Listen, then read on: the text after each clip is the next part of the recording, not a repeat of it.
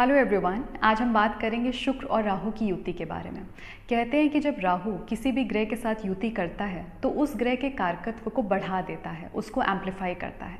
अब वो पॉजिटिवली बढ़ाता है या नेगेटिवली बढ़ाता है, ये तो बात की बात है। सबसे पहले जानते हैं कि शुक्र के कारकत्व क्या है। देखिए, शुक्र भोग विलास का कारक ग्रह है, लग्जरी का कारक ग्रह है, रोमांस का कारक ग्रह है, ये पत्नी का कारक ग्रह है।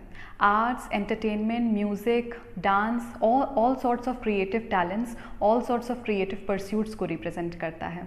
ये हमारे फिजिकल डिज़ायर्स को रिप्रेजेंट करता है, सेक्सुअल एक्टिविटीज़ को रिप्रेजेंट करता है।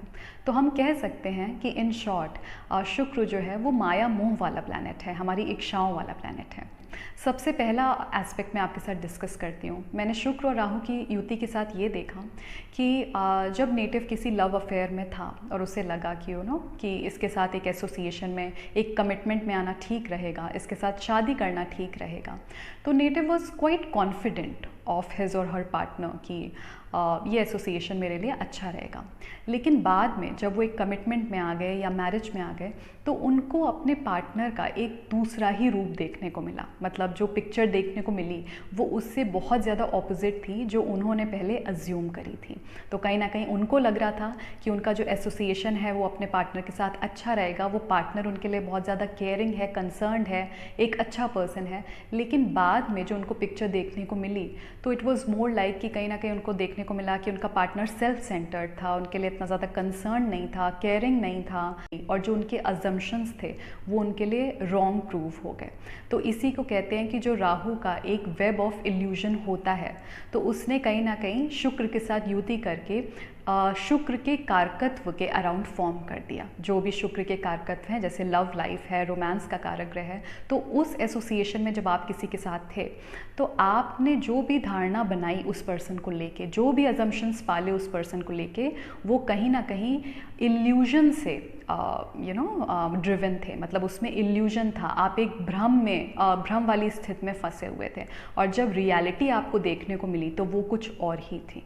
तो जिन भी लोगों की कुंडली में ये युति है उनको मेरी एडवाइस है that while selecting and choosing your partner, try to be more thoughtful, try taking a mindful decision। कुछ टाइम तक अपने एसोसिएशन को और उस पर्सन को ऑब्जर्व करिए, और चीज़ें अगर आपको स्टेबल लगती हैं, थोड़ी सी आप श्योर हो जाते हो, तभी कोई डिसीजन लीजिए।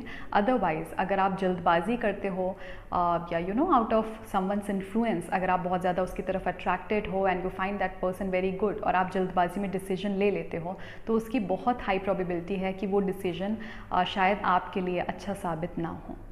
इस युति से रिलेटेड मुझसे बहुत पहले किसी ने सवाल किया था कि क्या शुक्र और राहु की युति over indulgence with opposite sex को रिप्रेजेंट करती है, और एक हद तक हाँ, ऐसा हो सकता है, क्योंकि शुक्र के कारकत्व को अगर राहु एम्पलीफाई कर रहा है तो क्योंकि शुक्र भी डिज़ायर से रिलेटेड है और कहीं ना कहीं राहु भी डिज़ायर से रिलेटेड है, तो जब ये प्लैनेट साथ में क्लोज कंजंक्शन में आएंगे तो हमारे डिज़ायर्स को बहुत ज़्यादा प्रवोक करते हैं, एक्टिवेट करते हैं।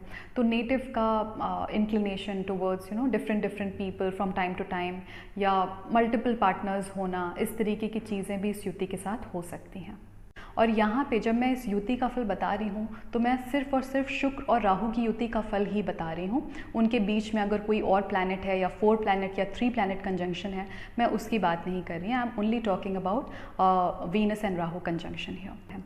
डिसीटफुल एक्सपीरियंसेस होना, जब आपको अपने लव अफेयर में धोखा मिलता है, एक हर्टफुल एक्सपीरियंस अटैच हो जाता है, तो इस तरीके के एक्सपीरियंसेस भी शुक्र और राहु की युति के साथ देखे गए हैं। हालांकि इस युति के अलावा भी लोगों के ऐसे एक्सपीरियंसेस होते हैं, इसमें कोई बड़ी बात नहीं है। लेकिन हाँ, जब शुक्र के साथ राहु आता है तो एज आई सेड कि वो जो डिसेप्शन या इल्यूजन होता है उस लेयर को फॉर्म कर सकता है, और इसी वजह से जब कोई हमको धोखा दे रहा होता है या कोई पर्सन हमारे लिए अच्छा नहीं होता है तो उसको पहचानना, मतलब अपनी लव लाइफ में उस वाले स्पेस में थोड़ा सा मुश्किल हो जाता है। लेकिन इसके साथ एक और भी चीज़ है कि अगर आपकी लग्न में सूर्य जैसे या गुरु जैसे प्लैनेट का प्रभाव है, क्योंकि सूर्य is less of confusion and it's more about a good vision, and you can say कि जो सूर्य की एनर्जी है वो इल्यूजन को थोड़ा सा हटाती है, और गुरु अपने में माइंडफुल है। मतलब गुरु इज़ दैट प्लैनेट जो कि बहुत ज़्यादा नेगेटिव एक्सपीरियंसेस अगर आपकी कुंडली में अच्छा है तो वो इनवाइट करने में या किसी ट्रबल को इनवाइट करने में ज़्यादा बिलीव नहीं करेगा नेटिव। तो कहीं कहीं ना कहीं थोड़ा सा माइंडफुल होगा, थोड़ा सा उसका स्टेबल थॉट प्रोसेस होगा। तो अगर ऐसे ग्रहों का प्रभाव लग्न में आता है, या मान लीजिए वो लग्नेश से कोई रिलेशन बना रहे हैं या लग्न से कोई रिलेशन बना रहे हैं, तो हम कह सकते हैं कि नेटिव एक टाइम के बाद सीख जाएगा। मतलब एक दो बार तो उसको धोखा होगा अपनी लव लाइफ में, पर्सनल लाइफ में, लेकिन उसके बाद once the lesson is learn, then he will be he would be able to overcome that trouble, he would be able to outgrow that space जहाँ पे वो इनोसेंट था या इग्नोरेंट था या एक डिनाइल में जी रहा था, लोगों को पहचान नहीं पा रहा था।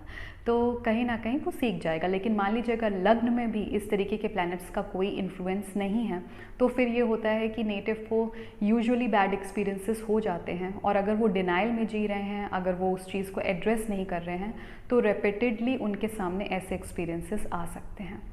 और अगर हम मैरिड लाइफ की बात करें, स्पेशली फॉर अ मेल, तो शुक्र और राहु की युति डिससेटिस्फैक्शन इन मैरिड लाइफ को डिनोट कर सकती है। ऐसा हो सकता है कि आपका अपने स्पाउस के साथ उतना अच्छा रिलेशन ना हो, बॉन्डिंग ना हो, इंटीमेसी मिसिंग हो, ये सारी चीज़ें हो सकती हैं, और घर में क्लैशेस, कॉन्फ्लिक्ट्स, ये वाला एक इन्वायरमेंट हो। So this was all about Venus and Rahu conjunction. आप क्या सोचते हैं इस युति के बारे में, आपके क्या व्यूज़ हैं, प्लीज़ मेरे साथ कमेंट सेक्शन में ज़रूर शेयर करिएगा। और अगर ये वीडियो पसंद आया हो तो लाइक करना मत भूलिए। Very soon I will return with a new topic. Till then please take care and stay safe.